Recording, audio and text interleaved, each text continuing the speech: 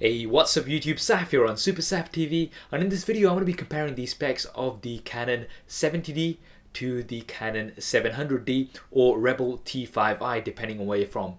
Now the 70D has just recently been announced and it's boasting some seriously good specs, including a highly improved autofocus system in video. The 700D or T5i is the latest in the Rebel series of DSLR cameras, which are very popular, especially for people on a budget. But how do these cameras compare to each other? Well, do hit that thumbs up button and let's find out in this head-to-head spec comparison. Now, looking at the resolution and sensor size to begin with, the Canon 70D has a 20.2 megapixel CMOS sensor, whereas the 700D has an 18 megapixel CMOS sensor.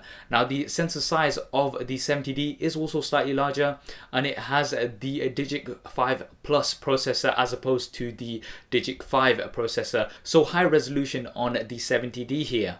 Now in terms of the autofocus points, the 70D has 19 autofocus points, all cross type, and the 700D has 9 autofocus points, again all cross type as well. So you've got an advantage here in terms of autofocus points, which are going to be really useful. And the ISO range is also the same on both of these, 100 to 12,800, extendable to 25,600, and we'll have to see side-by-side comparisons to make a proper judgment, but in terms of the range on both of these cameras, they are the same. Continuous shooting, the 70D offers 7 frames a second, the 700D offers 5 frames a second, so again you've got a higher burst rate on the 70D here as well. Viewfinder coverage, the 70D 98% viewfinder coverage, whereas the 700D has just 95% viewfinder coverage. So a little bit of a difference here. 100% is what's ideal and a lot of the pro cameras will also have, but this is the difference that you have between these two cameras here. Both of these cameras also have a single SD card slot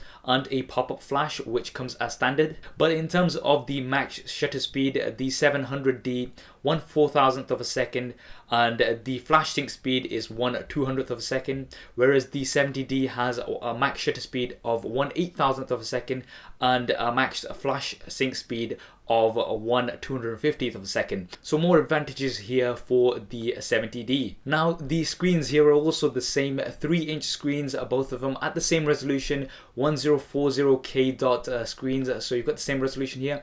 Both are swivel out screens as well, great for different angles, and they are both also touch screens. So you've got the same screens on both of these cameras here.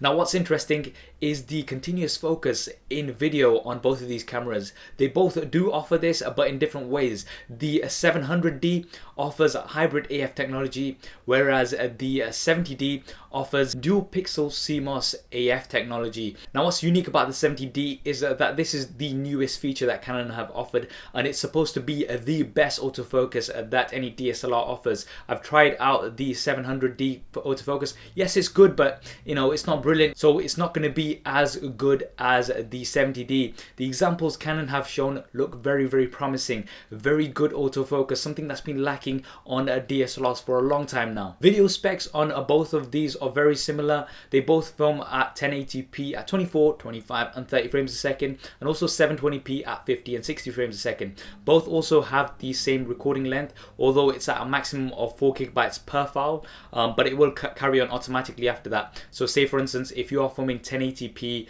and you're going to be doing the 29 minutes and 59 seconds, you'll have 3 files at the end of it, which you'll have to put together and post, but both the same here. They both also have a mic in.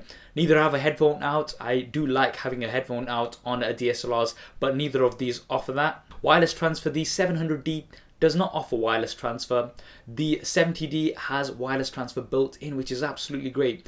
You can transfer your files to a smartphone, a tablet, a laptop, wirelessly from the camera, which is absolutely great. You can also control certain elements of the camera remotely with your device, so that's a key advantage here. The fact that it is built in as well, I really like that. You know, you don't have to go around and getting other elements or anything. It all comes packed with the device, which is really great. Now in terms of weight, there is quite a bit of a difference here. The 70D 755 grams, the 700D 580 grams, so it's significantly lighter. It's also smaller in terms of height and width, roughly about the same in terms of thickness, but it is more of a compact device. Now finally, looking at the price, the 700D is quite decently priced, 500 to 550 pounds in the UK, or roughly about $750 in the US.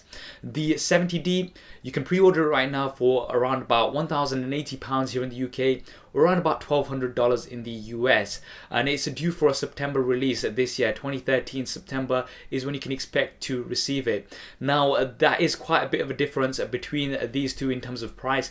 You're looking at almost double in terms of pounds for the 70D compared to the 700D. So if you are on a budget, that might be something to consider. So to summarize, both are really good DSLRs, no doubt about that. They both have very nice specs. I think it's going to come down to price. I mean, if you are on a bit of a budget, then the 700D is a great option. The 70D does have some better features, especially the new autofocus mode, which is very interesting and is going to be really good for some of the filmmakers out there as well. What are your views on both of these cameras? Which one would you go for? Would you go for the 700D, the Rebel T5i, should we call it, or would you go for the 70D? Do drop me a comment below and let me know your thoughts. I hope you enjoyed this video and found it useful. If you did, as always, please do hit that thumbs up button for me. It really does help me out. And why not subscribe to the channel? I've got plenty more videos coming up on here. Thanks for watching. This is Saf on Super Saf TV, and I'll see you next time.